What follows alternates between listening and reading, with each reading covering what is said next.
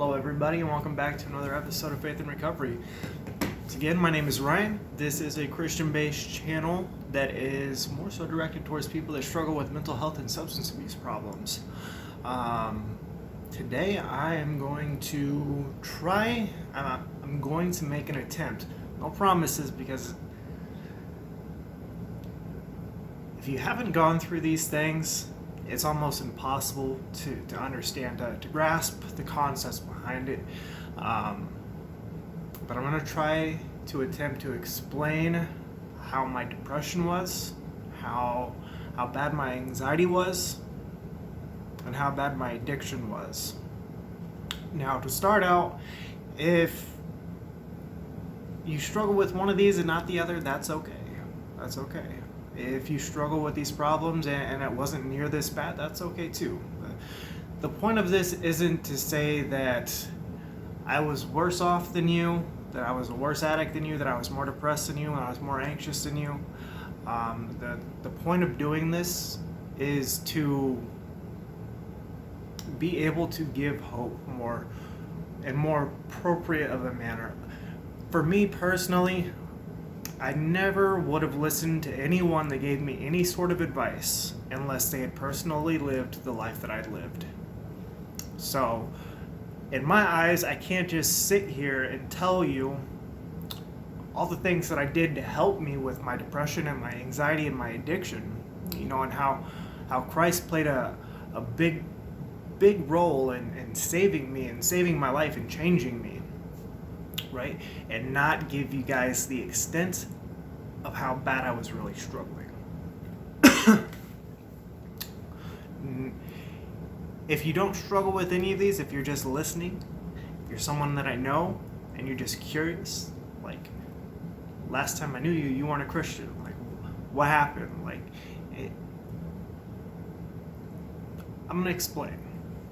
But to start out, if you've never struggled with any of these things, if you don't know me, and you're curious about addiction and anxiety and depression, the first thing that you need to understand is that these are very illogical things to deal with, very illogical problems. They do not make sense.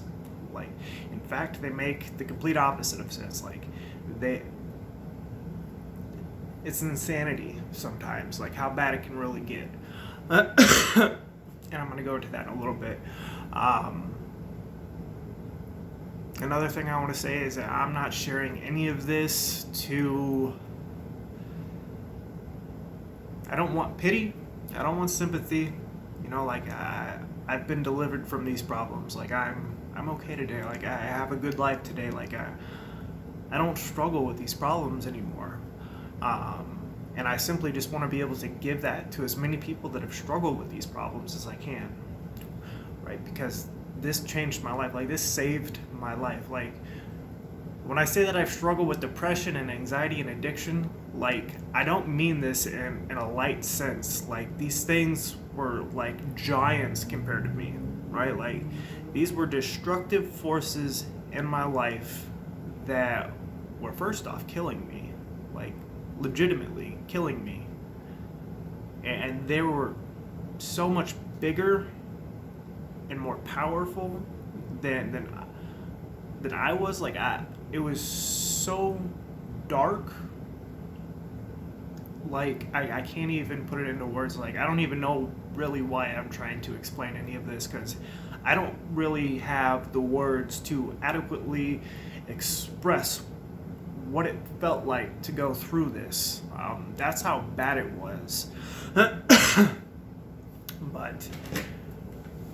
I know that there's other people out there that are like me. I was looking up statistics before I started this episode, and this is just in America, by the way. 40 million Americans struggle with anxiety. 21 million struggle with addiction. And 17 million people have major depressive disorder, which is what I have. Males are 3.5 times more likely than females to commit suicide.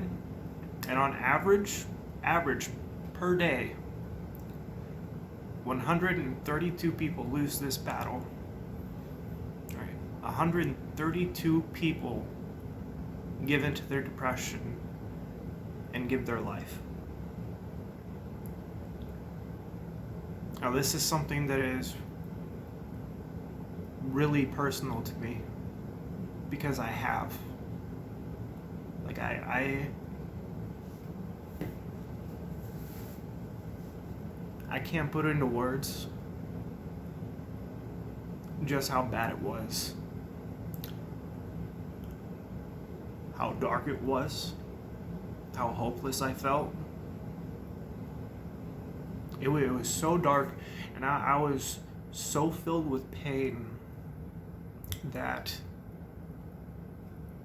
I didn't want to be around people, because I thought that just being around someone, like, it was going to rub off on them, like I was contagious, like I was bad luck, right? Like, I couldn't get myself to be around someone. I was so terrified, right?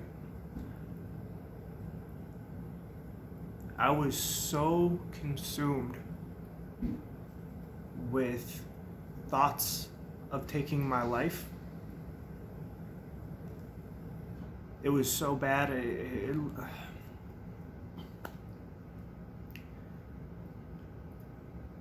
When I say that there wasn't a waking minute of my day where I did not think about taking my life, like, that was my reality. It had got to that point. I thought that it was the best thing that I could possibly do.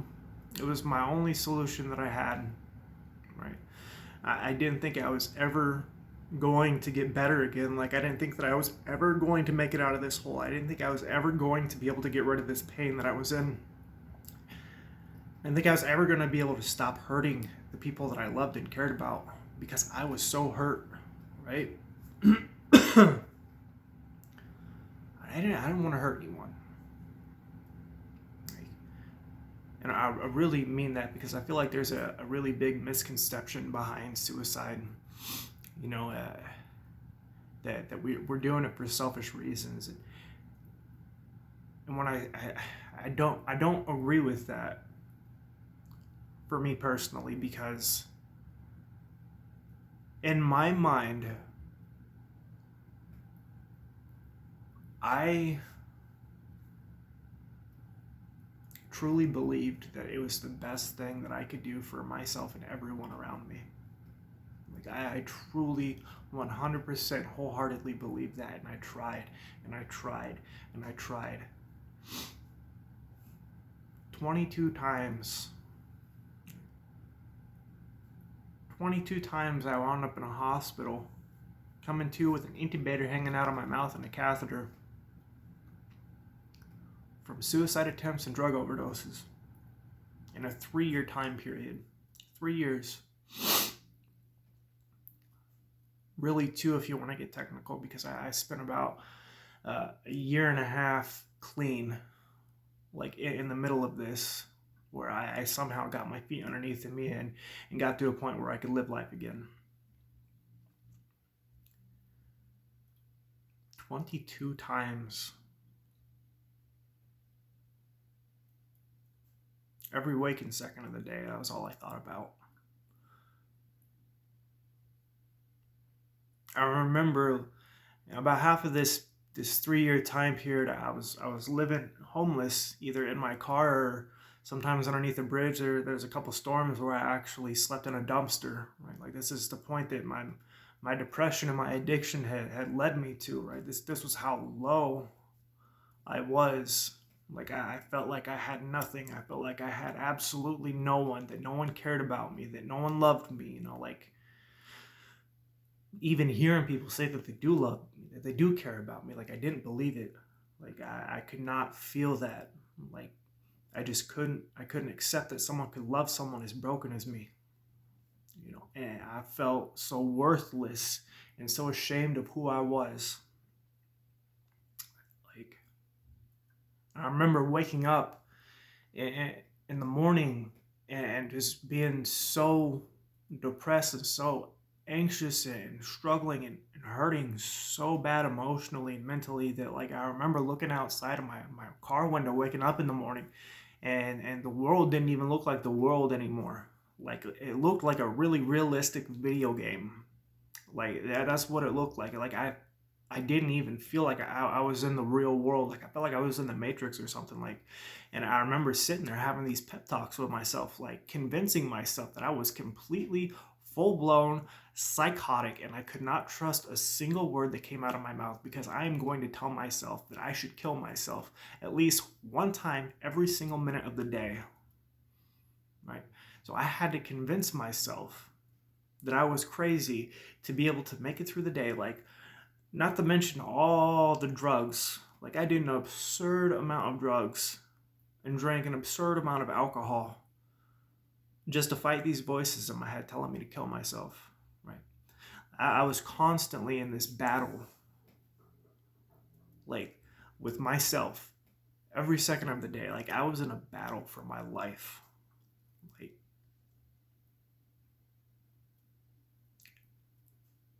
that's where my depression was. My anxiety went from, just be nervous to be around people, right? Like that. This is how it all started. It all started out really, really kind of minimal, right? Like these things, like I went through something when I was a kid, and it was very traumatic. It gave me PTSD, but it wasn't something that was really ever addressed. So things started to stem from that, right? Like my depression stemmed from that. They said I have ADHD, that stemmed from that. The anxiety was stemmed from that, right? And they all started off small. And the way that I would choose to describe this is, I don't know if you guys are familiar with it or not, but the Chinese water torture method, right? Where they tie you down and they drop like cold water, like right on your forehead, right? And they just keep dropping. And the point of this is to induce a psychotic break, right? Like, because you're fully restrained, you can't move, you can't escape it. You're just sitting there, and it seems so simple. Like, it's just a drop of water, right? But when they do this to people, they can achieve a full psychotic break within 20 hours, not even a full day. So the depression, the anxiety, the addiction, like, it all starts off small. Like it's manageable. You can deal with it, right? And you can cope with it on some level. And pretty much, if I could describe my life, like I was always searching for something that was going to help me be able to cope with these feelings. There was a period in my life where I self-harmed a lot. I cut myself. I have probably well over 100 scars on my upper arm, right? Like all over my chest. I never felt like I belonged in this world. Like I never felt like I fit in. I never felt loved. I want to say this. I do want to say this. It's not that I didn't know that people loved me. It was that I could never feel, like I could never feel that love. So I felt unlovable. Never felt like I fit in anywhere. Not with my family, like no one. Like not my friends, not with people in the mental hospital, nobody. Like I always felt completely alone. I never felt like anyone was going to stay in my life. I never felt like I was going to get a good life. To be honest, I'm still shocked that I lived to see 30.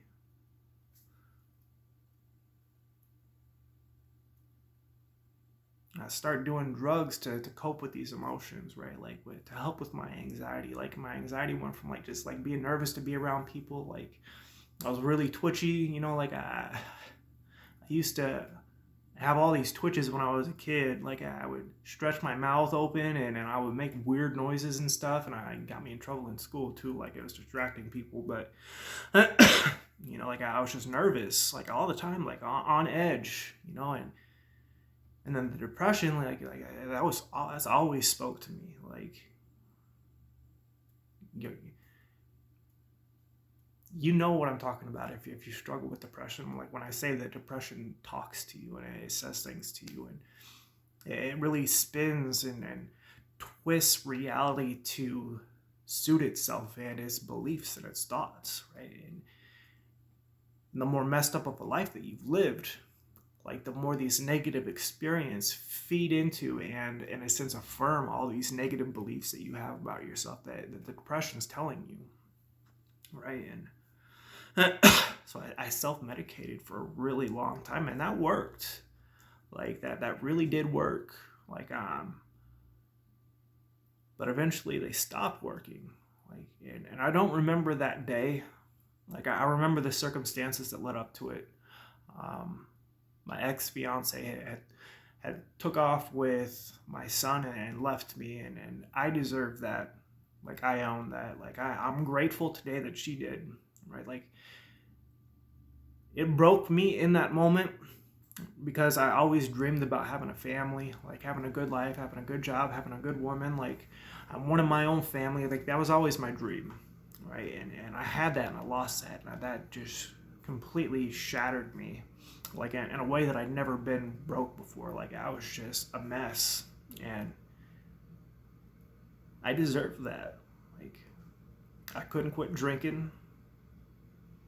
I hadn't used illegal drugs for about 5 years at that point, but once she left, it wasn't too long, and I relapsed on everything, you know. And there was this change that took place. Like up to this point, like one of the things that I would do is I would let my depression like really manifest itself in anger, right? And I would use it. I would feed off of that anger to really push myself and try to push myself and get that good life, you know, get that good job to make something of myself. And I would push myself and push myself and push myself, like beyond like what I would consider to be a normal human capacity. Like I would push myself beyond that to the point of complete exhaustion, and then I would break down, like, and my depression would overcome me. And like this was different though. Like that anger, that drive in me, that fight I had was gone, and all I could do was think about dying. Like I had fully accepted everything that the depression was telling me. Like 100%, I believed everything in my head. You're gonna be alone forever. No one's ever gonna love you. Everyone's always gonna leave. You should be ashamed of yourself. You're broken. Why would anyone want you? Like all these messed up things. Like I truly believed it. Like, why are you even trying? Like you're never gonna get that life you want. It's never gonna happen. And I believe these things. And then it started. Like it got to that point where that little drop of water on my forehead was just unbearable. Like, and I couldn't take it anymore. I used so much drugs, so much alcohol, like just trying to cope, just trying to make it through a day, and I couldn't. It was unbearable. This was the worst pain I've ever felt in my life. I wish there was a word beyond hopeless, because that would describe how I felt. Like a word beyond depressed, like a word beyond painful. Like it was torturous. Like it was unbearable. I could not stand to be in my skin. I could not stand to breathe. I didn't want to be awake. I wanted to sleep, but I couldn't even sleep. I didn't want to eat. Like I was awful. Like my anxiety took a huge shift, and honestly, this was my anxiety went from being anxious and on edge to full-blown panic attacks. Like, and when they hit, sometimes they would hit so hard that I wind up throwing up. Like sometimes, like I don't really know how to explain it. Like you know, like when you're driving and you like go down a really big hill and like your stomach shoots up, like and you get that weird feeling. Like it was like that, except 1,000. Like if I had anything in my stomach, like I would throw it up. Sometimes that, like when I didn't have anything to throw up, like if it was in the morning or something, like they would hit and they would keep hitting so hard and so fast and so intense that like it was just like non-stop. Like I felt like I couldn't breathe, like I was suffocating, like I was just drowning and like in air. Like I felt like I could not breathe.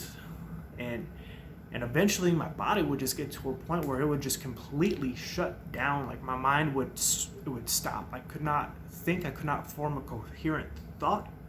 My body would not move. I was frozen. And it was literally like if I could explain it, it was like my body was trying, or like my mind was trying to factory reset itself almost. Like it was trying to reboot. Like that was just like it. We've had enough. We're done. We're shutting down. Like it was bad. Like oftentimes when these panic attacks would hit, would be like the point where like I couldn't. Like life was already painful. Like every second of the day was like torture. Like I was that miserable. My head was that dark. It was that big of a mess. And when these panic attacks would hit, like it was so bad, like I would frantically start searching for anything I could find. Like any bottle of pill, like I didn't even know what it was, I would swallow all of them. Swallow it down with a bottle of vodka. Like just hoping it would stop, hoping it would go away, hoping that I would die, that I wouldn't ever wake up and have to go through this again. Like I just wanted it to stop. You know? Every time wasn't like that. There was times where like I was just using such an insane amount of drugs just trying to cope with it. Like one time I remember sitting there just like using, just thinking like if I just get high enough I'll be okay. And I kept using and I got to a point where like I literally felt my whole body shutting down, right? And like I remember things going black and like I wake up in the hospital like, you know, like from a drug overdose. like this was my life. Like, and that had become normal to me. And really and truly those moments where I woke up in the hospital, like that was my lowest of low. Like I can look back now with a heart of gratitude that God saved my life. Those 22 times, God personally saved my life. Like I should not be here. I shouldn't be having this conversation with you right now. I shouldn't be able to think or to speak or have a coherent thought. Like nothing. Like I should be dead 20 times over.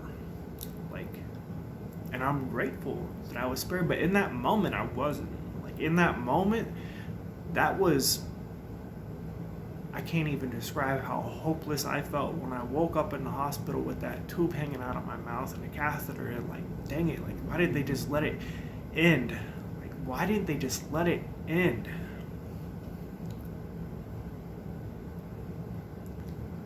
Probably one of the only things that saved my life is that I did not want to traumatize anyone by my death.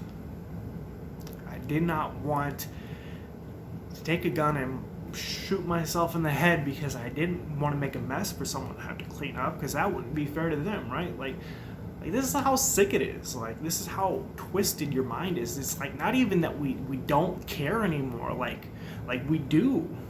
Like I thought about this. Like I didn't want to have a bloody death just for that reason. I didn't want to shoot myself in the head for that reason. Like I didn't want my death to cause any more harm than it had to. Tried hanging myself, tried helium, I tried asphyxiation, like I tried hanging myself with a sock in jail. Like I mean, like the last time I went into jail, like man, I get to jail, I have COVID, I'm in an isolated pod, right, quarantined, and like they gave me a pencil and I sharpened this pencil as sharp as I could possibly get it. And I try shoving it through my wrist. Like I kid you not, I twist and I'm turning and I'm gritting my teeth and I'm sweating like no other, just trying to get this thing through my wrist so I can pull it out and just have it be over. And I don't know what came over me. Like, I don't know what came over me.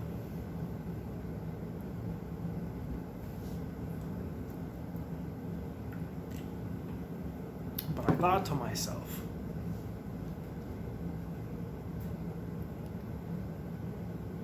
made that episode on the ways of the world, right? And when I talk about everything that I've tried, you know, like I've tried getting a good girl. I've tried getting a good job. I've tried getting a good house. I've tried getting a good life. I've tried every drug in the book that you could think of.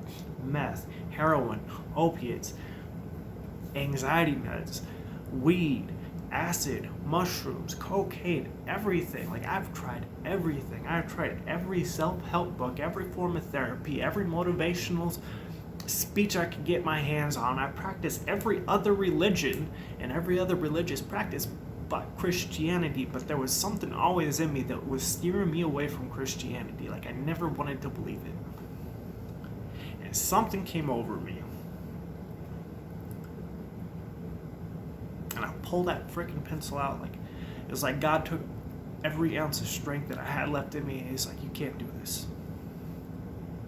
And something came over me, and a thought popped into my head. I'm like, I've tried everything but this whole God thing. And I have a conversation with myself, a long, drawn-out, messed-up conversation with myself, and I told myself, like, before I try to take my life again, I want to be able to say with a clean conscience that I've tried absolutely everything. And I decided to write for the jailer to get me a Bible. I didn't know if it was real. In the beginning, I didn't really believe. Didn't know if I wanted to believe. Even the idea of having hope in something was something that I wasn't allowing myself to do. Because that's the thing about being in that kind of pain, is like, when you're in that kind of pain, like, you don't even want hope. You don't. Like, because hope is painful. When you're in that amount of pain, hope is painful.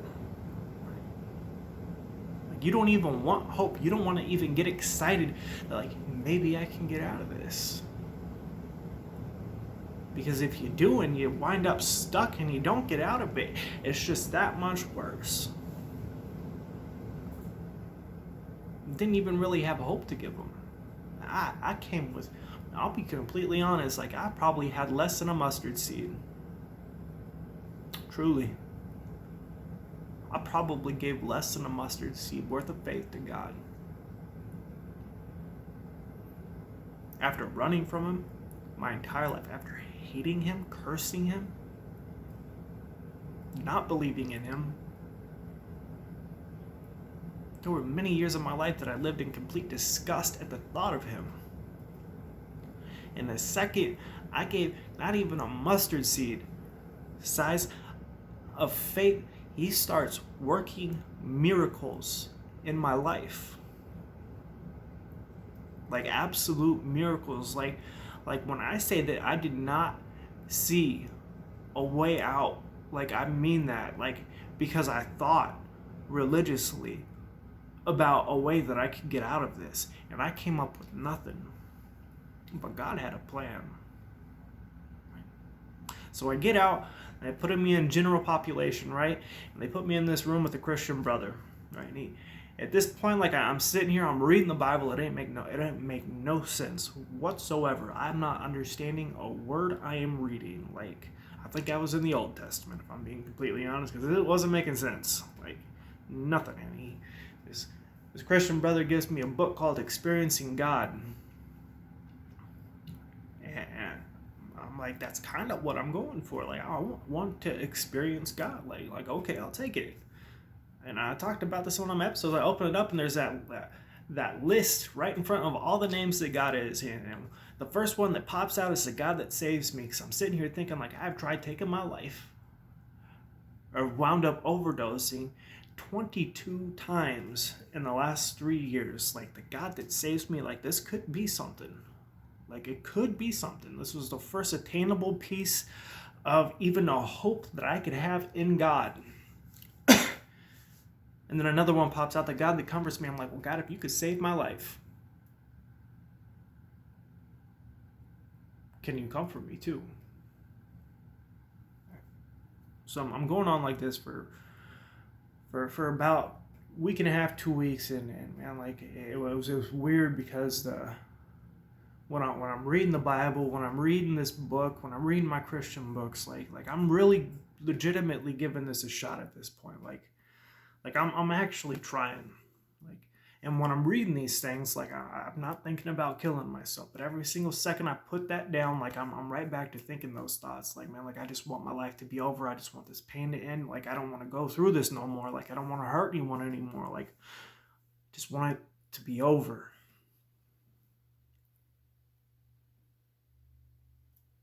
And then they wind up pulling my other cellmate and threw him in medical isolation too. Like there's something going on with him, and there's wow. I don't even know how I came across it, to be honest with you. I really don't. I'd be lying if I said I did, but it was like this it looked like a piece of glass. Small, tiny, clear piece of glass. And immediately, like, I'm just so overwhelmed with the idea of, like, killing myself. Like, man, like, just going through that, like, it's one of those things where you really have to experience it to understand, like, what I mean. But it is so beyond exhausting having to fight to keep yourself alive every second of the day. Like, it takes everything out of you, truly. Like, there's times where I couldn't move. Like, there was times where, like, I was counting my breaths in resentment that I wish I didn't have to take. Like, I took for granted, like, the fact that I was breathing. I despised it.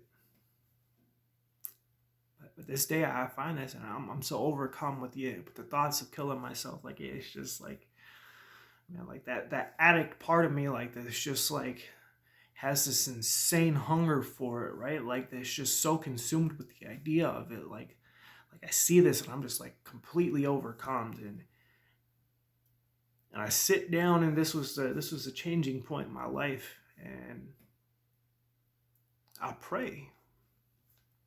And I say, God, like, I don't know if you're real. I'm not that good of a person.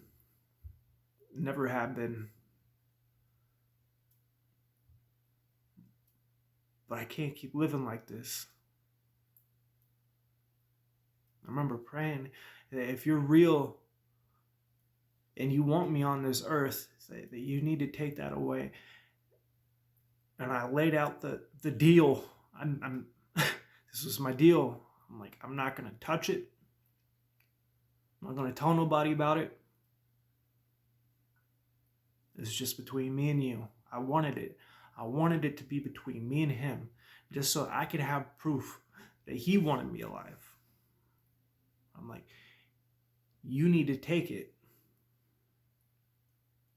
And all day, you know, like the jailers come in, like once an hour, they do their room checks. They make sure your bed's made, everything's picked up, your books are put away, like make sure no one's getting in trouble, doing anything rowdy and stupid. Like, they come in, they check out your room, and they do a little quick peep, and then they leave. And I knew that was my only hope, was for the jailer to find it. Like, we're talking needle in a haystack, though. Like, truly, like we're talking needle in a haystack. Like, I don't even know how I found it, to be honest with you. Like, even looking for it, you'd have a hard time finding it. Like that's how small and clear this is. And man, like, room check after room check, pops in, looks around, walks out. Like, and it gets getting toward the end of the day. Like, and I'm getting to a point where I'm like, okay, like, man, like, I've tried everything. I could say with a clean conscience, I've tried absolutely everything I could. Like, and I'm making my peace with myself, and I'm trying to get up the strength to do it. All right, like, it's a weird process to get yourself to a point where you can attempt to take your life. Like, it's weird. Like, I don't really know how to explain it. I really don't. In the last room check of the day, he comes in just like the same time they did all day. He comes in, pops his head, looks around, and he's getting ready to walk right. He actually turns to walk out, and it was like he walked into a wall, is what it looked like. Like, he walked into a wall. He just stopped, and he comes back in, and it's like mean, I can't make this up. Like, it's like God grabbed him by the head, pointed it straight at this piece of glass. And he like looks all confused, and he walks up and he picks it up and he's like, what is this? Like, because if you don't know anything about jail, like you don't have glass in jail. Like he's like, how'd this even get in here? I'm like, I don't know. Like it was in with his stuff. I don't know. And he grabs it and he walks out. And I was speechless. I had goosebumps.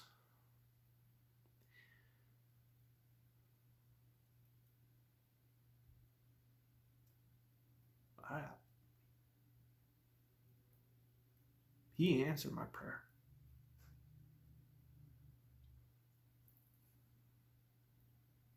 And in that moment, it was so surreal because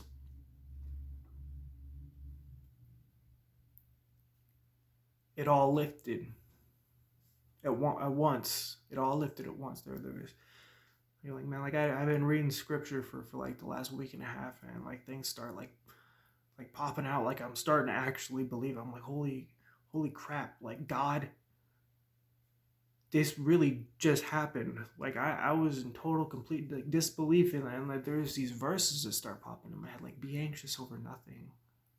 Wait a minute, I'm gonna look this up real quick. Like, 'cause this was it says, be anxious for nothing, but in everything by prayer and supplication with thanksgiving, let your requests be made known to God, and the peace of God, which surpasses all understanding, will guard your hearts and minds through Christ Jesus. And I remember reading this and thinking like, well, what is peace? I don't know what peace is. I haven't experienced peace in so long, man. Like peace? What is peace? And like I would have been okay with just being okay again, like not thinking about killing myself every second of the day, right? Like that was my thing. And this the depression, the anxiety, like it all lifted, and I felt this peace that I could not explain.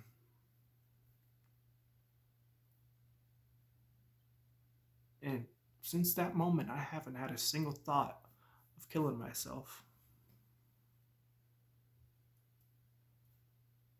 My depression is almost non-existent. My anxiety, I mean, I'm still on edge, but I'm not even near as bad. I feel comfortable in my skin for the first time in years.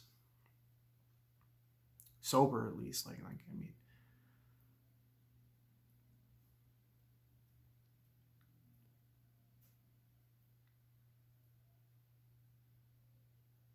it's different.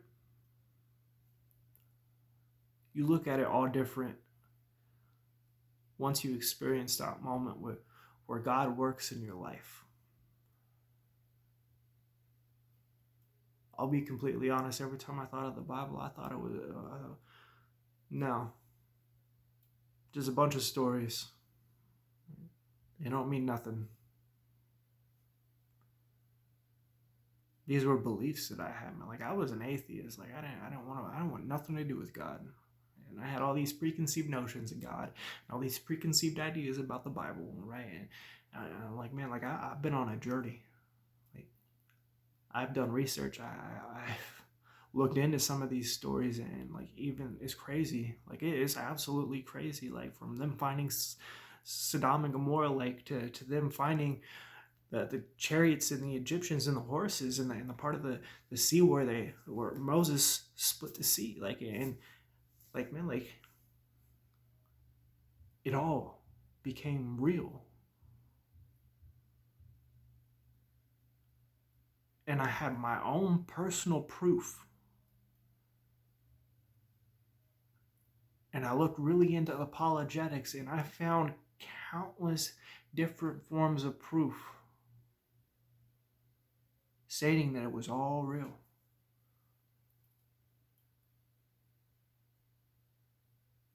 The death and resurrection of Christ is one of the single most verifiable events in human history back before technology. 500 witnesses.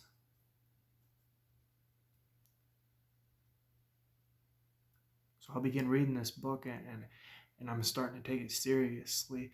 And God starts to speak to me about these different things, and I don't even know. Like, I'm just in this mindset where I'm like, I don't believe this is possible. Like, one of the things was, he's like, you need to be a father to your son. You need to be a father. And up to that point, I didn't think I was ever going to be able to get to a point where I was stable enough and okay enough to be in his life. I really didn't. And one thing that always terrified me, like, it literally terrified me, and it really kept me from being in his life for a really long time, was because I was so absolutely terrified of hurting him. Like, I loved him so much, but I was so terrified that me being in his life was going to hurt him or harm him in some way, shape, or form. I was so terrified. And here I am, God saying it, and I'm reading it in Scripture that you need to be a father. And I'm like, okay, like,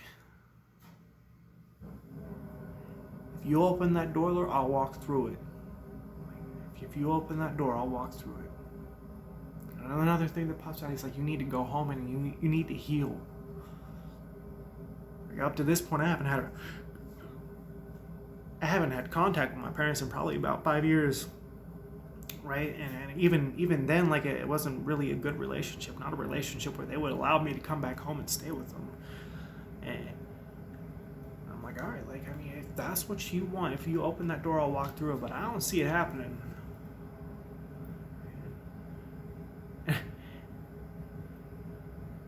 What is that scripture? Anything that you ask that's in the will of God will be given to you. I remember sitting there praying, like, because I'm going to this, we called it church, but it was like a Bible study every Wednesday night. I go in and I talk to this pastor, and he had this peace, and I'm like, man, like, I want that. Like, he was just so calm and at peace with everything, and like, his life was a mess too. Like, he was just calm and he was at peace with everything. I'm like, man, like, I want that. I'm like, man, like, I want to go to real church. Like, I'm about to turn 30. Like, man, like God, man, like, I don't want to spend my 30th birthday in jail. Like, man, it would be really cool if I could get out, so that for my birthday present, I could go to church for the first time. And like, what I was in jail for, like, they don't typically let you out. Like they really don't. Like, I should have sat until I got sentenced, and for some reason, the judge let me out.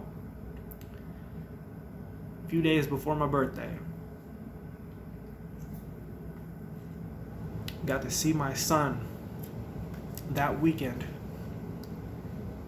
and take him along with me. My first time going to church. I remember sitting there in church, and I look up and I'm like, man, now you're just showing off. Back home with my parents for the first time in years. We have a good relationship for the first time in I don't know how long.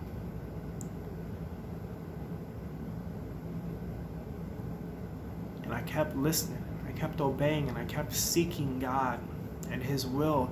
And man, how quickly my life changed was unbelievable. The addiction, the anxiety, the depression, all of it gone. I've been clean ever since. Haven't touched a drop of alcohol. Haven't touched drugs.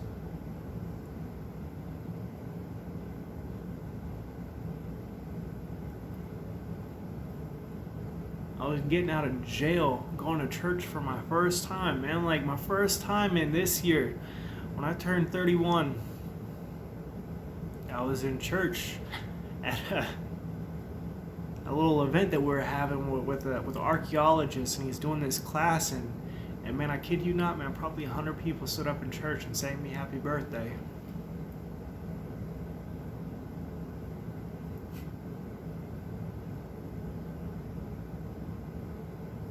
I got a decent place to live. I got a good car. I got a good life. I got good friendships, good relationships today, man. Like,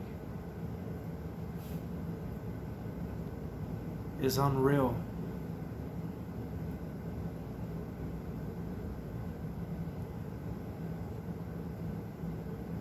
I remember listening and hearing people tell stories like this. I'm like, yeah, right. No way. There's always something in me that just kept me from believing in any of this.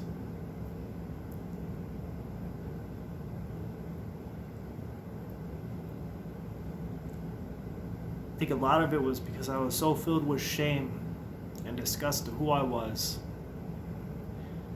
So broken by the things that I've been through. Some of the things that I've seen, like I'll never unsee them.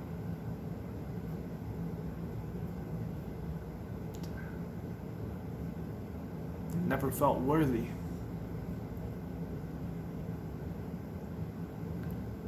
Too messed up, right?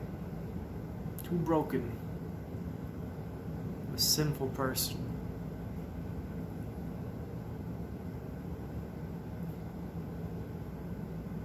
And the cool thing was, man, like, I start reading this Bible. I start reading about all these people and all these different stories, man, and they're all a mess just like I was.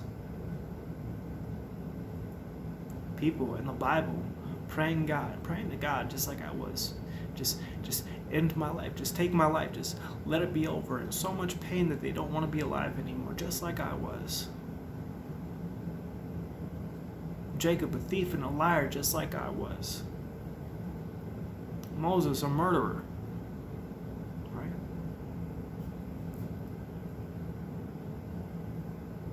Abraham, laughing at God. Sarah laughing at God. Abraham lying, saying that Sarah is his sister. Like, lying, like, why? Like, he didn't want to get killed and have his wife stolen from him, so he said it was his sister. Like, cowardly. Just like I was.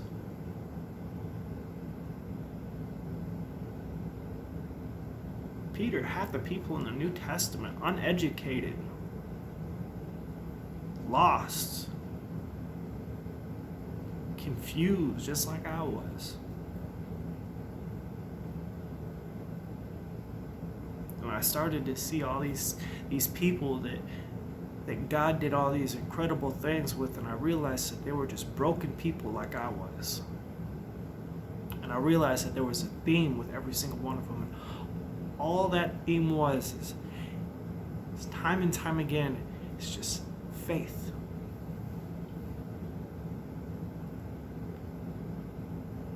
All those times that Jesus healed people, right, in the New Testament, almost every single time, what did he say?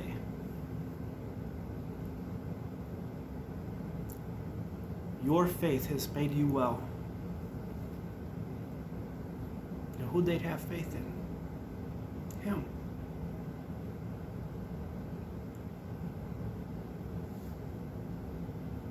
I came in with a mustard seed, not even a mustard seed worth of faith. I had nothing in me. I was so broken. I didn't think I was ever going to be able to be put back together. So hopeless that I didn't think. My heart was so broken. I felt like my soul had been ripped out.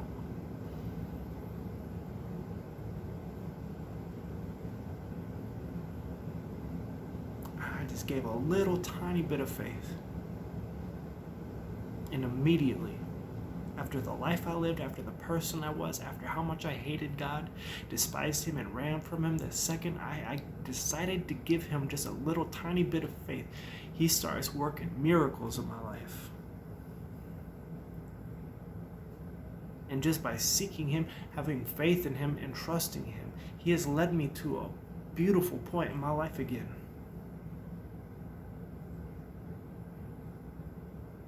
He brought so much healing, so much peace into my life.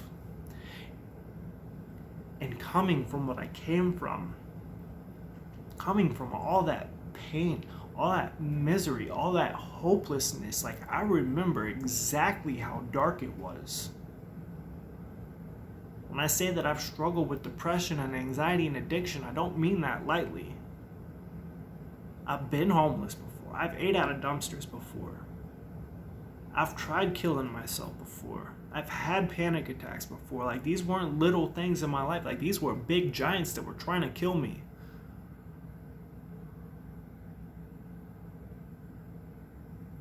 But God is bigger than that. Christ is bigger than that.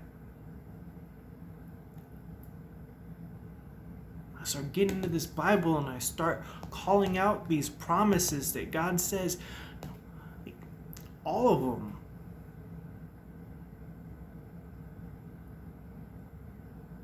Like, in a sense, like almost taunting God. Like, because I'm obviously bright, like I'm not stupid. Who would taunt God?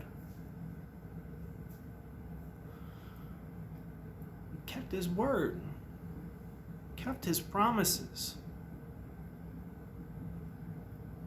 And man, like, I went from feeling unlovable, like no one would ever stay in my life, to having someone that loved and cared for me so much that he died on the cross for me while I was a sinner.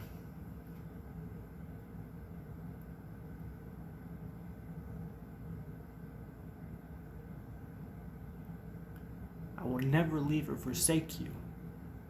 Now I have that one person that's never going to leave. That's never going to forsake me. That one person that knows me, that knows my heart, that understands me and the pain that I'm in and where I'm at in my life. The one that knows what's best for me and wants to give that to me. All I have to do is seek him and trust him and have faith in him and allow him to work in my life. And that is all I have done since that day that that jailer walked in and saw that piece of glass and took it and walked out. And if anyone knew just how bad I was, and there was a couple that did, I don't think any of us thought I was going to make it out. I didn't. I didn't even want to. I had people telling me all day, like, oh, it'd be cool if you didn't. It'd be cool if you stayed here.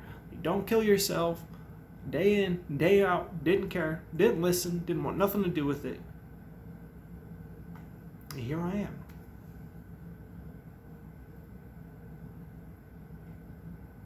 I found peace, and I want to give that away. So the point, why do this channel? What's the point of this channel? This is a channel made by someone that has tried everything that he could possibly try. Coming from someone who used to look at doctors like idols, thinking and praying that they could save me and fix me. Tried every form of therapy, tried every drug, tried every antidepressant, tried everything I could think of to get to a point where I was okay again, and none of them were. And I finally found that way. Now, what kind of a person would I be if I found that and just sat back and held that to myself? Well, all these people, how many people was it again? 40 million Americans struggling with anxiety. What kind of a person would I be? 17 million struggling with major depression. What kind of a person would I be? 21 million struggling with addiction. What kind of a person would I be if I found a way out of that and didn't share it?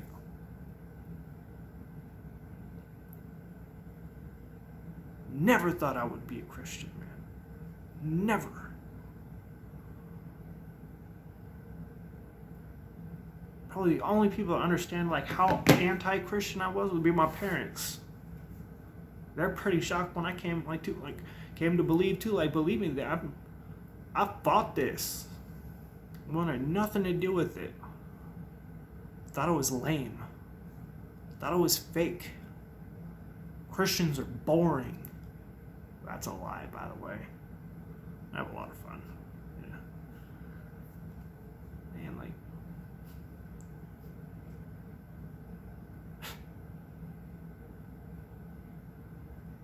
maybe it's time to look at it a different way. See this in a different light. Look at these issues in a different way. One of the biggest stumbling blocks as an addict, as someone struggling with depression, as someone struggling with anxiety, is feeling like you're never good enough. To realize that I am fearfully and wonderfully made? What? You look at that book and you read that Bible and you see it as truth. It begins to work in you. That's the process of sanctification. God is making you holy.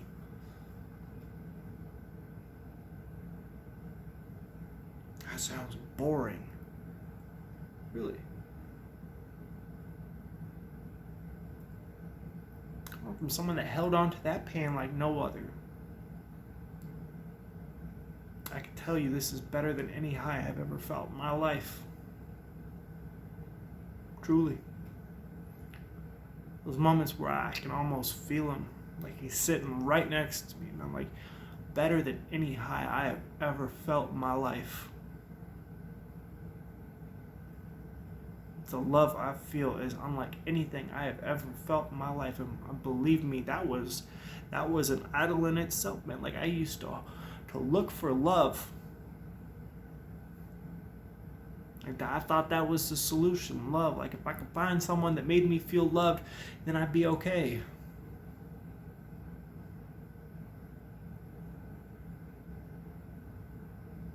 But God is love. God is love.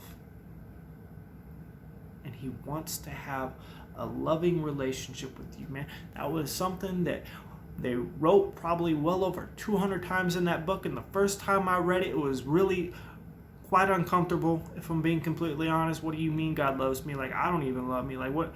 Love? I don't want anyone to love me. No, like, I don't. What? When you mean God, the creator of the universe, loves me, little old messed up me? Like, you know who I am? You know how bad I am? Like, uncomfortable.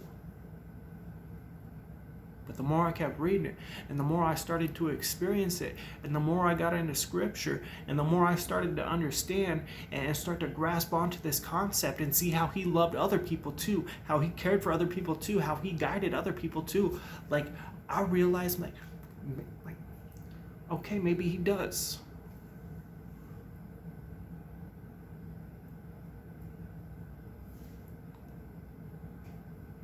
It's incredible, man. Like, I remember going around like as an addict, man, like thinking like, man, like I had the plug, right? Like, this is the plug of the freaking universe, man. Like, this is all God's. All of it. Created the world and everything in it. 7 days. 7 days. He owns everything.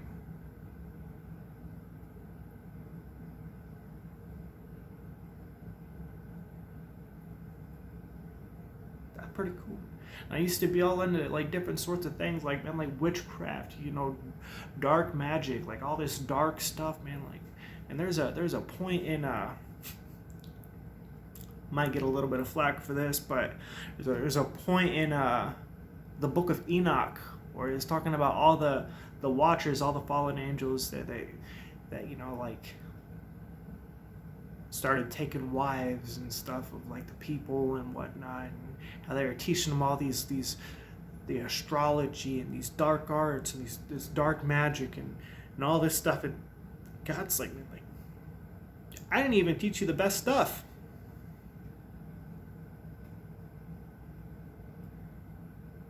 All the stuff that our culture is fascinated with, that our culture loves today, like, that's not even the best stuff.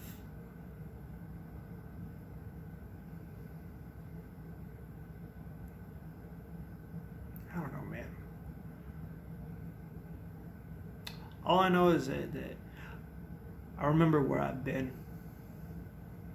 I remember how bad it was, how painful it was.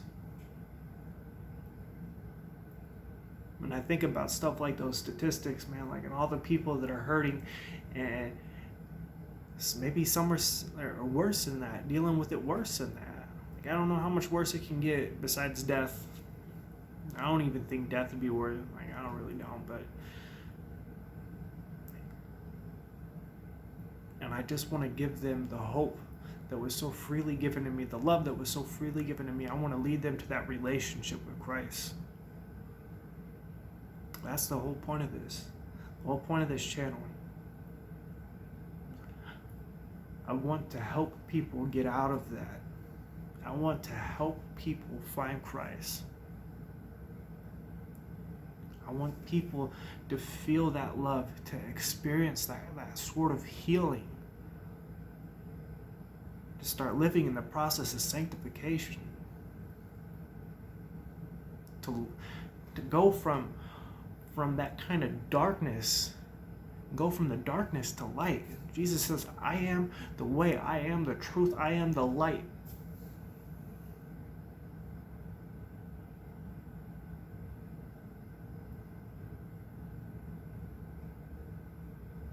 I just want to give that to people,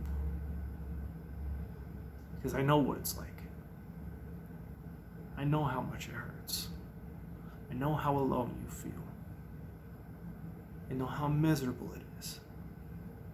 I understand. And my heart goes out to anyone that's struggling with depression or anxiety or addiction or all the above, PTSD. Like, my heart goes out to these people. I pray for those people. I really do. So if you want to experience that, if you were curious about that, if you want to know some of the verses of scripture that I've used to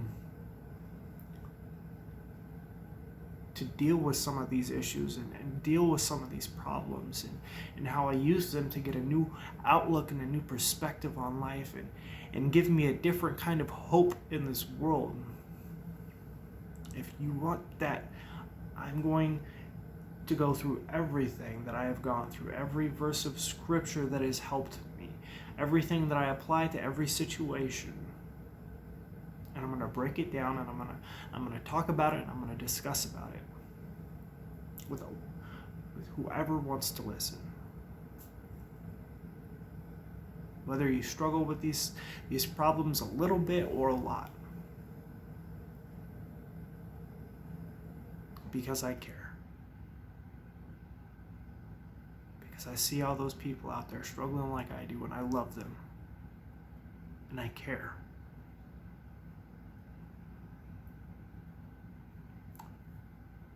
So I hope this gives me a little bit of validation, gives you guys a little bit deeper of an understanding, and gives me a little bit more credibility, and allows you guys to see just the full magnitude of how much I got through with Christ.